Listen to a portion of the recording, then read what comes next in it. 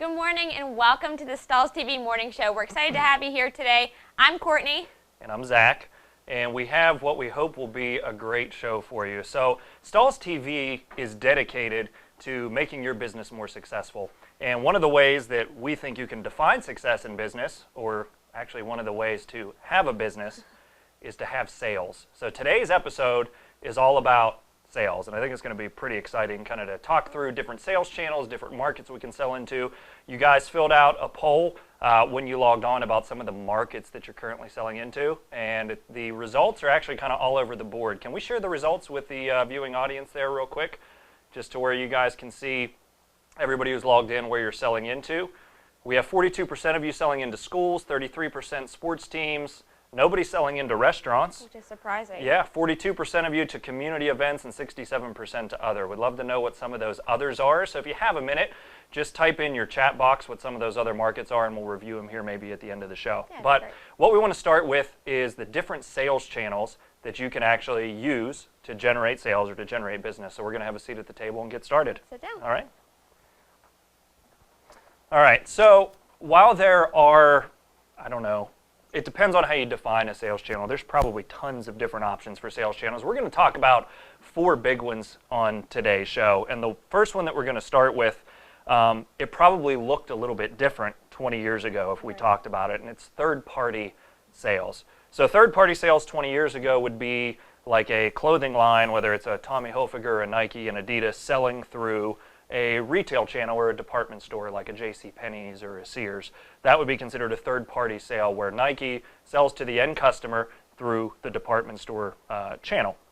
But looking at third-party sales today, we have a completely new option, and that's the online third-party channels, the Etsy's, the Amazons, the eBays. So why don't you tell us a little bit about third-party sales channels and kind of where it fits for our customers? Yeah, so I mean, you're right. 20 years ago, we would have never seen anything with third-party because none of our customers would probably have even thought about approaching JCPenney's buyers or Macy's or any of those companies and selling. But now with sites like you mentioned, the Etsy, Amazon, eBay, it's really given a lot of decorators a huge new avenue to sell in that's really easy to get into. It's really inexpensive, and basically anybody can get into it. So I guess we'll talk a little bit about why people are using it. So. Sure. Obviously, those sites all have a really large, strong audience. So it takes away any of the decorators having to do a lot of selling themselves. I think that's probably one of the main reasons that decorators are getting into this. They're seeing it as more of a an easy way to sell, kind of like the way websites, which we'll talk about here in a little bit. Yeah. Niche marketing, so we're able to take a hold of their target audience, especially if they're already reaching it. I think that's where Etsy got really as big as it is. If you're looking to reach that kind of craft market or maybe weddings or more custom t-shirts for women, Etsy's kind of grown into this huge platform for crafty type sellers or people that are looking for that type of thing, and they're going there, they're looking for it. So if that's the customer base that you're looking to reach, those kind of sites really can benefit you. Obviously, one of the biggest advantages, especially if you're a new or a startup decorator, is they're already trusted. So everybody knows Amazon, everybody knows eBay, and now everybody really knows who Etsy is too because it's so popular. So you don't have to go through the whole process of having to really make a name for yourself as much as you would if you were just starting up on an online platform. Yeah, I know one of the questions that I've been asking our viewers as they kind of show up at trade show booths and talk to us interactively live is, where are you selling? And I'm hearing a lot more people are selling on Etsy. But some of the disadvantages of that third-party sale, as it was 20 years ago, is it is kind of expensive to actually make a sale on there, not necessarily to open the store or to have the items listed, but when you're making a sale to an end customer, you're paying a commission.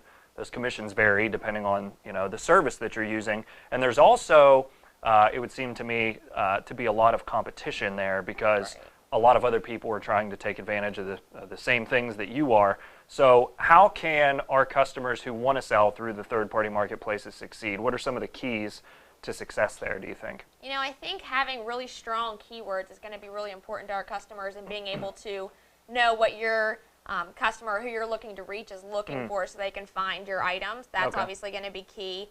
And really design work. I think that's one of the big elements where people can stand out. So the artwork on the shirts, having unique designs, having good designs is important, and even the finishes and things that they're offering. I really even think with a lot of these sites, sometimes photography is important in the way they're representing themselves. For sure. Can help them sell a little bit more as well. Yeah, I know our owner here at Stahls, Ted Stahl, he always tells us that art sells shirts, so he focuses a lot on that artwork.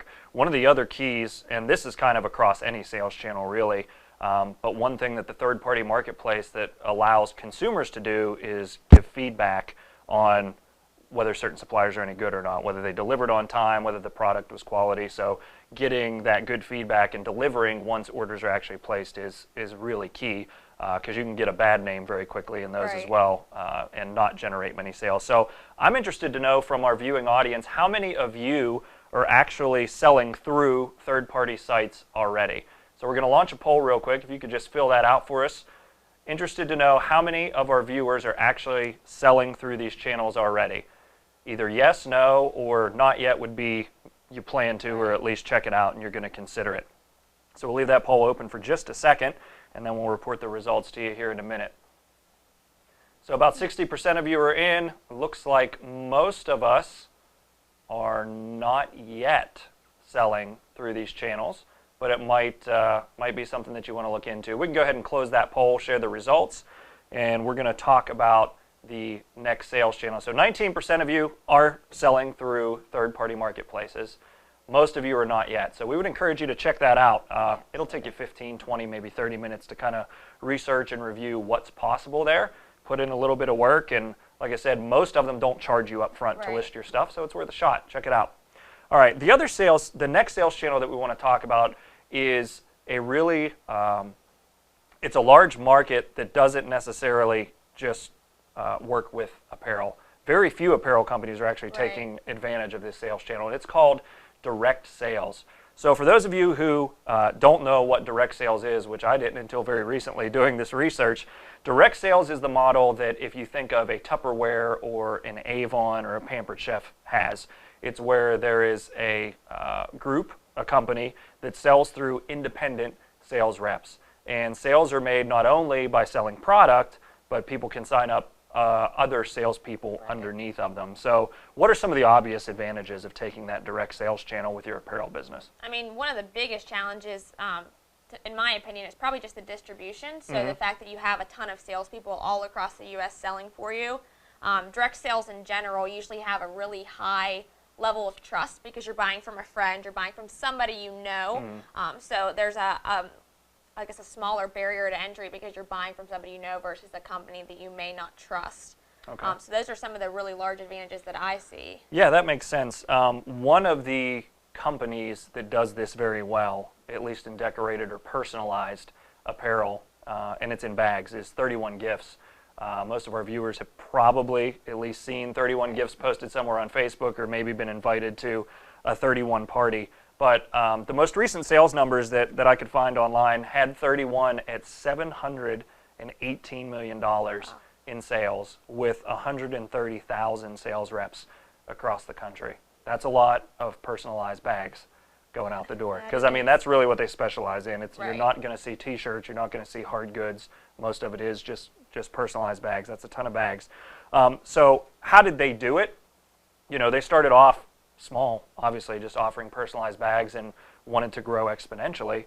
So they started building this direct sales channel. One of the key advantages of building a direct sales channel is you don't have to pay your salespeople until they actually sell something. They're not on staff. You're not paying them a monthly fee just to be on staff. They actually have to pay to get involved in the product. You usually have to buy a startup kit or something like that. Now, the flip side of the direct sales channel is you actually selling for a company like 31 Gifts or someone else out there who offers personalized apparel. Now, it may seem appealing to do it that way because you can kind of work at your own pace, but all of the research and studies show that the more time you put into it, the more you're going to make out of it. The report that I read was the average person who gets into that type of sales channel makes about $2,400 a year in actual sales dollars from a company like 31 Gifts or Avon or whatever it is. And it's all just based on, you know, whether it's part-time work or whether you want to put in the work for it. So that type of sales channel really requires a lot of administration, a lot of management, a lot of planning to build into. So I don't see it as a great fit for a lot of our customers. I agree. I think it's really niche. So, 31 did well because they had a niche product. They knew their customer base. It was pretty limited. Obviously, I'm probably one of their customers. Yep. You may not be. Probably not. But I think if you have a really good targeted market and product that fits that market, it may be a fit, but it's definitely very niche. Okay. All right, so let's move on to the third big sales channel, which we're going to launch a poll here and find out how many of you are currently using this channel. So this is e-commerce, and this isn't a website that is just informational, but how many of you actually have a website right now where you can take orders and process them online? Let's launch that poll and get your feedback.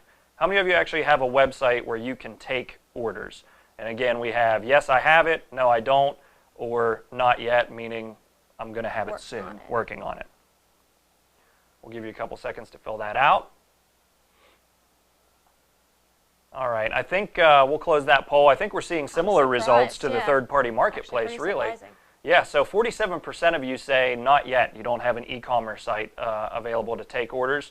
21% of you have one, and 32% don't, or maybe you're not interested in it. So what are some of the advantages to the e-commerce platform? We actually see the people that we talk to, more and more folks kind of going this route to be able to take orders online.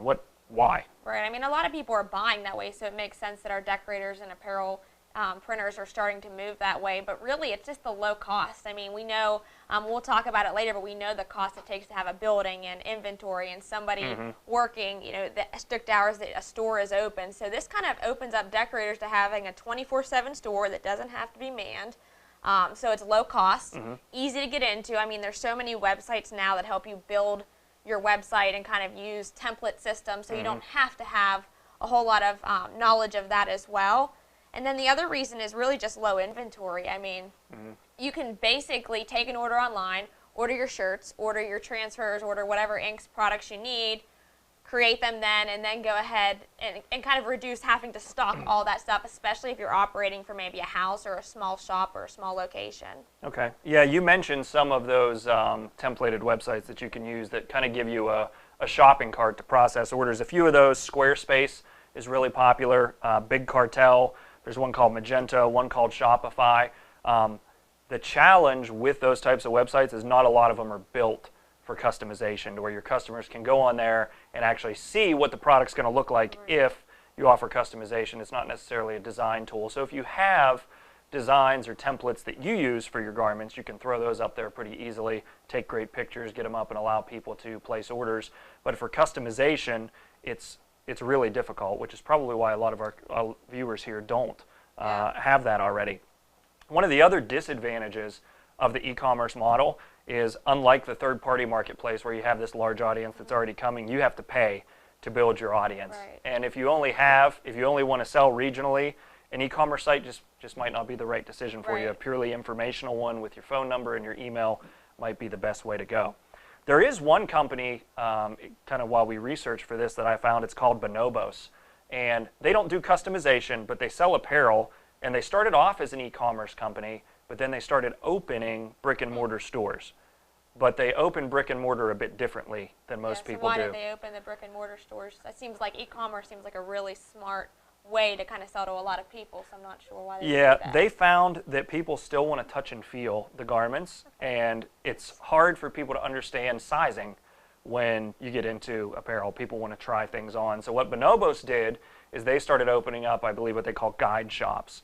And they literally had their SKUs there, their different garments, but they wouldn't stock inventory. They just had one of each size to where somebody could go in and try it on, and they placed the online order in that store after they got to try it on. Interesting. Yeah, and they actually saw sales for this take up.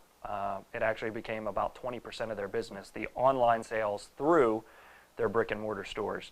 Now, I would imagine that most of our viewers have some type of brick and mortar location, whether that's in your garage, your basement, whether you have a production shop with a little showroom in front. What are some of the advantages and disadvantages of that traditional sales model for our customers? So the brick and mortar type style? Yeah. Obviously, to me, the biggest benefit is a physical location. So being able to have somewhere where your customers see your store. So if they're looking for somewhere to get maybe custom T-shirts or screen printing or embroidery done, then they're going to see your store while they're on the way somewhere else. So it kind of takes care of some of the marketing expense. It makes it look a little bit more trustworthy. So I'm more likely to buy from somewhere that I know if something goes wrong, I can physically go to the store. Yeah. So that's one of the big benefits of that sales channel. But obviously, there are some disadvantages when it comes to having a physical location. Yeah, you have to pay for the location. And a lot of times, location is everything in these types of businesses, whether it's, restaurant business, decorating business, anything. The real estate agent will tell you it's all about location and the types of traffic that you're going to see there. So very high overhead, location's important. However, customers for decades have been succeeding this way at Brick and Mortar. Right, for and that it's reason, really the touch, the feel, the being able to grab those garments, that's what's making people successful. and building the personal relationship with folks who walk in the door, for sure. So not only do we have these different sales channels that we can look at, we also have, like our poll question showed at the beginning, different markets that we can approach, no matter which sales channel or combination of these that we choose to use. So we had Andy Curtis from Transfer Express come in and talk about how to sell T-shirts into different markets. Let's take a look at that piece right now.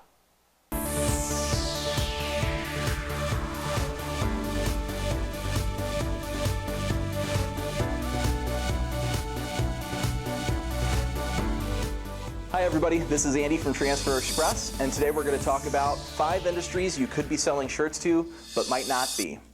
So we know with our heat presses we can make any kind of t-shirt we can imagine, right? And we know that everybody needs t-shirts, right? Who's everybody? Sometimes we have a habit of looking at just a certain demographic when there's a lot of people who could use t-shirts that you might not even have thought of. First one we have on the end here is the gold one, O'Bannon's Irish Pub. Pubs, taverns, restaurants, these are all great places to make t-shirts for, because who doesn't want to commemorate a fun night, a night out, a party, a bachelorette party? Always a good location, right? The purple one we have here is Newton Baptist Church. Churches do so much community outreach. There's so many activities, Bible studies, vacation Bible schools, and social groups. These are all groups of people that could be using t-shirts, not to mention the family reunions that churches host. The blue tank top here is a good example of resorts and hotels. Most cities have a destination around them that people like to go to for vacations or even just a weekend away. There's probably hotels nearby. Those hotels probably have gift shops. Why aren't you selling to them? The black shirt we have here is Butlerville Pride. So this is a school shirt. We know that schools like shirts, but for sports, right? Think outside the sports. What about school pride? What about the bookstore? Is there a spirit store at the school? That's a great example of something outside the sports. Then we've got the green tote bag here for Brockway Village Market. This is a good example of community outreach, community events, community festivals. The city of Brockway does a village market every year, so instead of t-shirts, why not a tote bag that you can carry around your purchases in? And the good news is, every city has festivals, and there's lots of cities all around you. So these are 5 examples of industries you could be selling shirts to, but you might not be. You might not even have thought of these before. So next time you're looking to drum up business, think outside the box. Remember, everybody needs t-shirts. This has been Andy Curtis with Transfer Express. Thanks for watching.